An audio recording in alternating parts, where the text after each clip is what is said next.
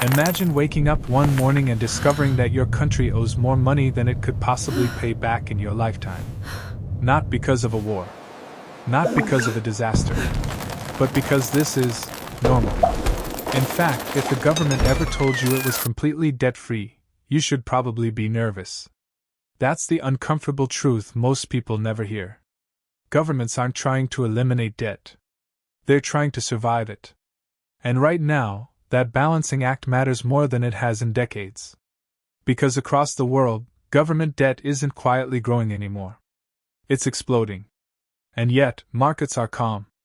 Currencies haven't collapsed. Life mostly goes on. So how does that work? How can countries owe trillions, keep borrowing, and still function? Where is the breaking point? And who actually pays when the math stops working? This isn't about budgets or spreadsheets. It's about trust, time, and a system held together by confidence. Let's start with why this matters right now. In the last 15 years, governments have faced a financial crisis, a pandemic, supply shocks, aging populations, and rising geopolitical tension. Each crisis came with the same response. Spend now. Borrow more. Figure it out later.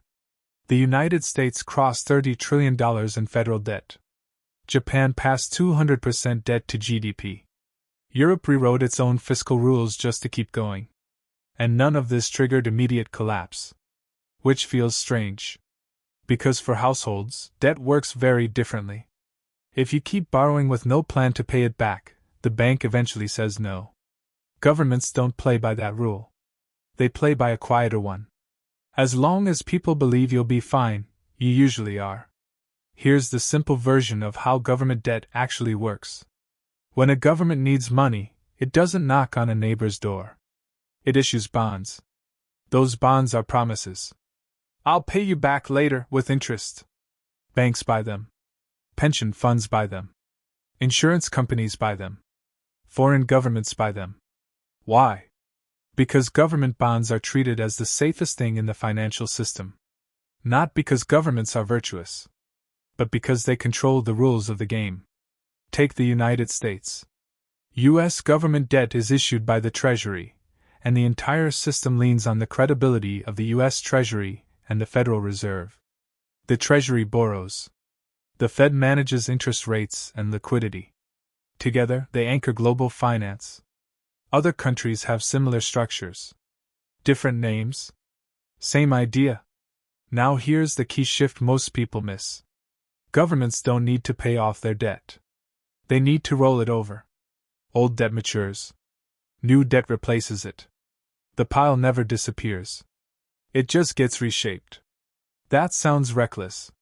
But it works, until it doesn't. The real question isn't, how much debt is there? It's, can the government service it? That means paying interest without triggering panic. And this is where the uncomfortable math enters the story. Debt only stays manageable if three things cooperate: economic growth, interest rates, inflation. If growth is strong, tax revenue rises. If interest rates are low, payments stay affordable. If inflation exists, old debt quietly shrinks in real terms. This is the hidden mechanism. Inflation doesn't just raise prices. It erodes the value of what governments owe. $1 borrowed 10 years ago is cheaper to repay today. Not because governments are clever, but because money loses value over time. This is why mild inflation is tolerated, even welcomed.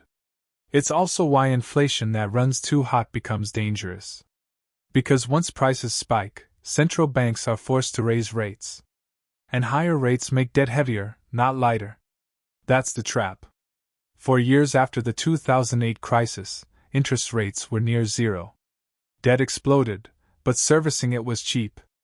Governments got comfortable. Then inflation returned. Suddenly, the math flipped. Raising rates fights inflation. But it also raises the cost of borrowing for governments. This is where stability gets fragile. Push rates too high, and debt servicing crowds out everything else. Defense, healthcare, infrastructure. Keep rates too low, and inflation eats public trust. So governments walk a narrow path. Now let's talk about the quiet irony of this system. The biggest buyers of government debt aren't reckless gamblers. They're pensions, retirement funds, insurance companies, institutions that can't afford risk. Government bonds are treated like financial oxygen. Which means if faith in government debt collapses, it's not hedge funds that suffer first. It's retirees. It's savings. It's the core of society. That's why governments will do almost anything to avoid a default, including changing the rules. History is full of examples. Some countries inflate their way out. Some restructure quietly. Some impose capital controls. Some freeze accounts. Rarely do they say, "We can't pay." They say, "We'll pay differently." This is where hype and reality diverge. Politicians argue about debt ceilings and deficits as if they're moral issues. But markets don't care about morality. They care about credibility. Can this country tax its economy? Can it grow? Can it print money if needed? Can it enforce order? That's why the same debt level can be safe for one country and fatal for another. Japan can carry massive debt because it borrows mostly from itself. The US benefits from the dollar being the world's reserve currency. Smaller nations don't have that luxury. When trust cracks, it cracks fast. Argentina, Greece, Sri Lanka.